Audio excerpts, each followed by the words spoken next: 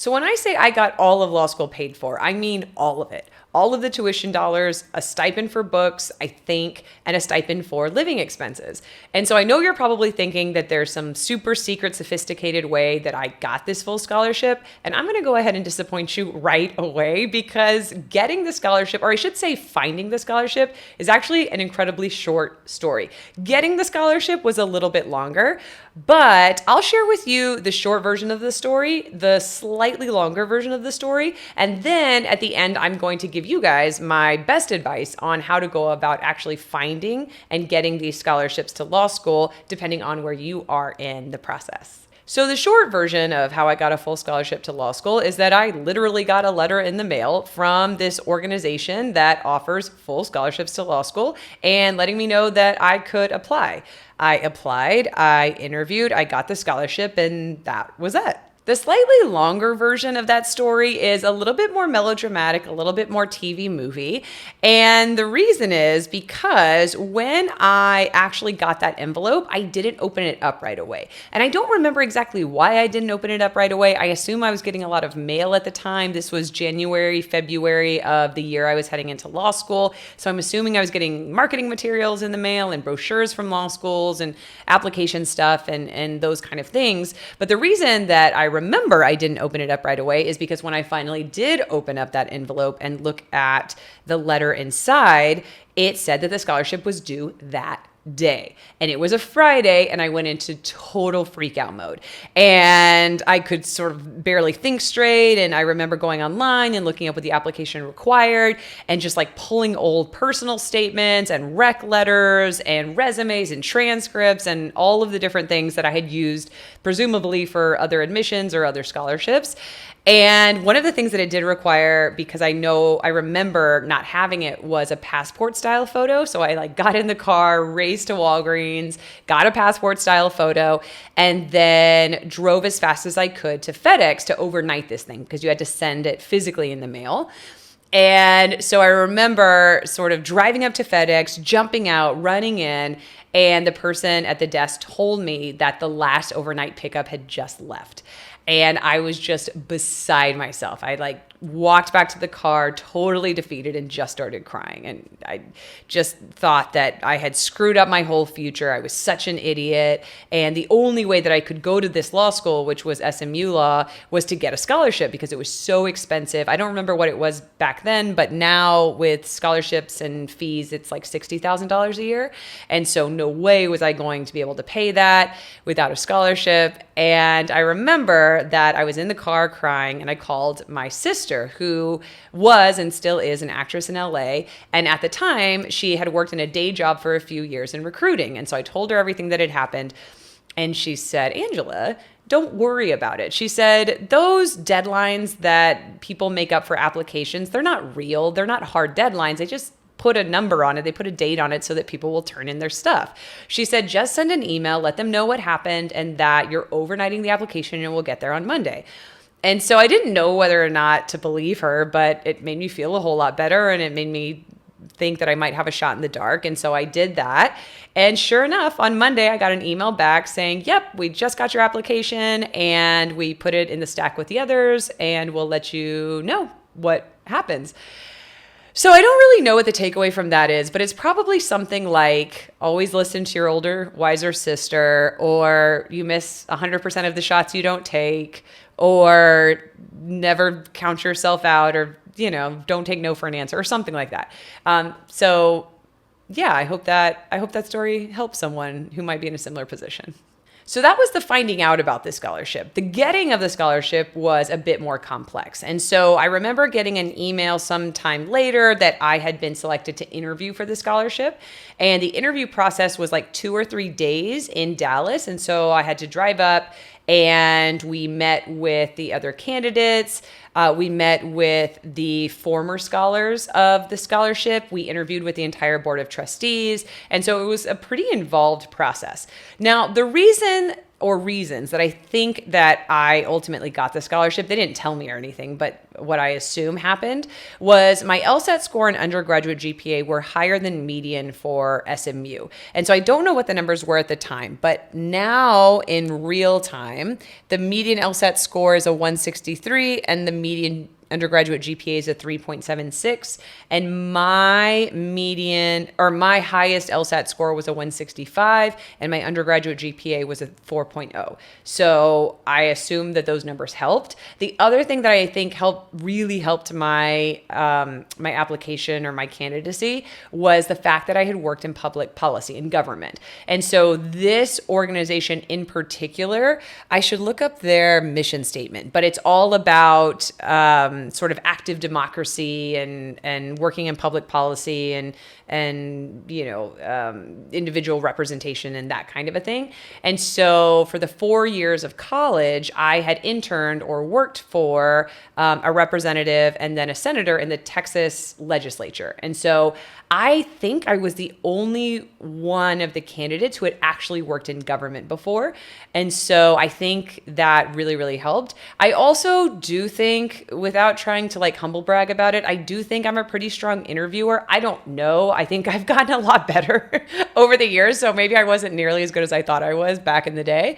But I think I have pretty strong interview skills, and it seemed very much like because there were so many conversations and kind of so many interactions with the current scholars and the board of trustee members and even some faculty members, I assume maybe that skill set also helped me out. So that's my best guess as to why I got the scholarship. And yeah, I'm happy to answer any questions you guys have about it. Feel free to drop them in the comment section below, and I'll answer them. Now, I am by no means a law school scholarship expert, but I'm more than happy to share with you guys what I've learned along the way and what I would have told my previous self, depending on where I was in the process. So if you are currently in college, the number one thing that you can do to make yourself competitive for as many scholarships as possible is get your undergraduate GPA as high as you can. Now, I know that's probably advice you've heard before, but you'd be surprised how many people don't know that their undergraduate GPA is a top 2 factor in not only law school admissions, but law school scholarships. And because law schools are the number one entities that are giving out this scholarship money, it's really important to know what it is that they take into account. So your undergraduate GPA, getting that as high as possible, that's a whole conversation in and of itself. But one of the tips that I can give you guys is that every time I get asked the question of what should I major in undergrad, the answer is always major in something that you're actually interested in. And the reason for that is if you're actually interested in it, you're way more likely to put in the energy and effort and time to get your GPA as high as possible, rather than majoring in something you think you should or the law schools you think the law schools want to see. Because the beautiful thing about law school is that it's agnostic when it comes to what you majored in. So law schools do not care if you majored in political science or physics or communications or art. They really don't care. But that undergraduate GPA number, goes into law school rankings, which is why law schools value it so much and take note of it as much as they do. The second thing that I would say for people who are currently in college to focus on is to get as much work experience / internship experience / volunteer experience as possible. Now, this is biased because, of course, my internship / work experience absolutely contributed to me getting the full scholarship that I did. But honestly, that's also what I hear from law school admissions experts, is that work / internship / volunteer experience is what law schools really, really value after the number piece of the application. And the other thing that really helps you do, not only does it look great on your resume, but it also creates a lot of content for you to draw from when it comes time to create that narrative. And so even if, for example, the work or internship or volunteership that you're doing, you don't really know what that through line is, you don't really know how this connects to why you want to go to law school or if you want to go to law school, that's okay. If you're accumulating these experiences, you are then able to have sort of fodder to be able to create that through line, to create that narrative down the road when you need to articulate why you want to go to law school, why you want to practice law, or why you'd be a great candidate for fill in the blank scholarship. Now, if you're in the process of studying for the LSAT, the number one best thing you can do for your future self is to get that LSAT score as high as possible. And I know that's probably really frustrating to hear, and I know you've probably heard that 1,000 times, but I think it's important to underscore because I don't think that everyone understands, because I know I didn't understand at the time, just how powerful that ROI or return on investment is. The time and effort that you put in studying for the LSAT, preparing for the LSAT, and taking the LSAT can return not only tens of thousands of dollars, but hundreds of thousands of dollars. And I'm not just talking law school admissions, but also law school scholarships. And your LSAT score is the number one factor that law schools look at when they're making the decisions about admissions and about scholarships. And the main reason for that is the law school rankings. That might change in the future, but nobody seems to think it will change anytime soon. And by extension, a lot of the organizations that also give out scholarship money are looking at that number too and potentially valuing it just as highly. And so I know that I mentioned before that I don't actually know why I was selected for the scholarship that I was selected for, but if I were a betting person, I'd say the LSAT score and the undergraduate GPA were really, really high up there. And so again, if you're just looking for the best return on investment, the best use of time and energy, getting that LSAT score as high as possible is going to be a hugely powerful factor for you going forward. If you're about to start the process for applying to law school, the best piece of advice I can give you is to apply as early as possible. And the reason for that is because every single law school operates on a rolling basis, a rolling enrollment cycle, which means that they're making acceptance decisions as they go. And because there are a limited number of seats for every class, and there's a limited number of acceptances they can give out, the earlier in the enrollment cycle and the application cycle that you apply, the better chance you have of getting one of those seats. And that's specifically for the admissions piece, but they also allocate scholarship money on a rolling basis. And so if they want to try to incentivize you to come to their law school, the earlier in the process that you apply, the fewer number of students that you're competing against, and the better chance you have of getting some scholarship money and being able to increase that number and get as much scholarship money as possible. And so the earliest I've ever heard of someone being able to apply for the law school cycle is September 1 of the year before you're actually going to go. And so if you're already signed up for the LSAT, studying for the LSAT, start to get your admissions materials together and get those application materials together so that when September hits, you're already ready to go. You can apply to all the places you want to apply to, give yourself the best shot of not only getting into law school, but also getting as much scholarship money as possible. If you have already applied to law school and you're starting to get acceptances back, I have 3 pieces of advice for this stage of the process. And the first one is that I have never found or heard of a database that lists all of the law school scholarships by all of the organizations out there ever. If I ever do hear about that, I will drop it in the description below so that you guys can grab it and take a look. But at the very least, LSAC does have a very short list of at least some scholarships that are out there for incoming law students. So I will drop that in the description below so that you guys can check it out. And the second piece of advice is to do not to do what I did because I didn't do this, but if I were going back in time, I was curious if I could have done this. And the answer is yes. And that is to just Google the name of a law school that you've been accepted to or that you're interested in, followed by the word scholarships. So I Googled SMU Law scholarships just to see if the scholarship that I applied to would have shown up. And the answer is yes. And not only is the scholarship that I applied to on the list, there are 12 to 15 full scholarships available to incoming SMU Law students. And I did not know that. And so if you just give it a Google, I don't know how SMU stacks up in comparison to other law schools. I don't know if that's a lot, if that's a little, if other law schools give more, if they give none.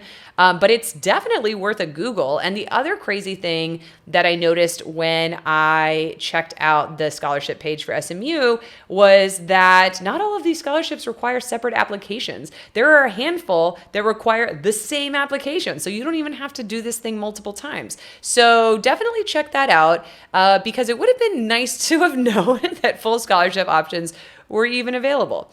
And then the third piece of advice is a little bit more complicated, a little bit more logistically in the weeds, but check out this video here that I did with Anna Ivy. She's a law school admissions expert. And basically what she walks through in that video is the process of scholarship negotiations. So if you have gotten an acceptance from a law school and they've offered you some scholarship money, and then you have another acceptance from a comparably ranked law school or slightly higher or slightly lower ranked law school that has either offered you no scholarship money or less scholarship money, you can use scholarship A as ammo, essentially, to request that law school B reconsider your lack of scholarship or your scholarship offer and see if they will increase it to match scholarship in law school A, basically as an incentive to get you to go to their law school. And then Anna has some logistical tips for how to go about doing that. But yeah, definitely a process I was not aware of, but one that actually works. And the earlier in the process you can do it, the better chance you have of it actually working out for you. So definitely check that out if you haven't already. If you're an incoming 0L, meaning you're starting law school this fall, then the number one piece of advice I can give you in terms of scholarship money is to learn the strategies to get as high in your class ranking as possible. And the reason is because law schools will give additional scholarship money to incentivize you to stay as opposed to transfer to a more highly ranked law school. And I didn't even know that this was a thing, but it absolutely is. And so if you can get as high as possible in the class, you have a much better shot of being able to request and negotiate additional scholarship money. And so if you guys are interested in learning what those strategies are to get you as high as possible into that class ranking, then comment me below, because I have a free masterclass coming up where I break down what these strategies are, and I'm happy to send you the link. Now, the last stage of this process is that if you are a 1L, 2L, or 3L, there are still organizations that give scholarship money out while you are currently going through law school. And so my favorite story around this, I actually heard from Jasmine Robinson of Jazz Talks Law, and she was saying how she went to law school with a girl who would go to the library an hour early every Friday morning before class and just mass apply to these scholarships. So she would Google and apply, Google and apply, Google and apply. And she said that after a while, she started getting a rhythm down, and a lot of these scholarships have overlapping requests in terms of personal statements, resumes, cover letters, recommendation letters, transcripts, that kind of a thing. And so she got this really systematized. And by the end of law school, she actually had paid for law school in scholarship money. Now, I don't know the particulars in terms of what was the average grant of each scholarship that she was given or how much money she needed in order to get law school completely paid for. But if that story inspires you at all, feel free to grab onto it and do something similar and personalize it sort of to your situation, because even if it is just $1,000 here or $5,000 there, you'll get a hell of a lot closer than not doing it at all. So those are literally all of the things I know about law school scholarships and where they live and how to find them and how to get them. I hope that was helpful. Hopefully it gave you a little bit of a data point you didn't know already, or maybe inspired you to take action, even in a small way. And so if any of you guys out there know of other scholarship opportunities that are available, other databases or spreadsheets or other things that have worked for you, definitely let us know in the comment section below. That would be crazy valuable information to have. And with that, guys, yeah, this was a fun one to talk about. I hope it gave some inspiration to somebody, and I will see you guys in the next one.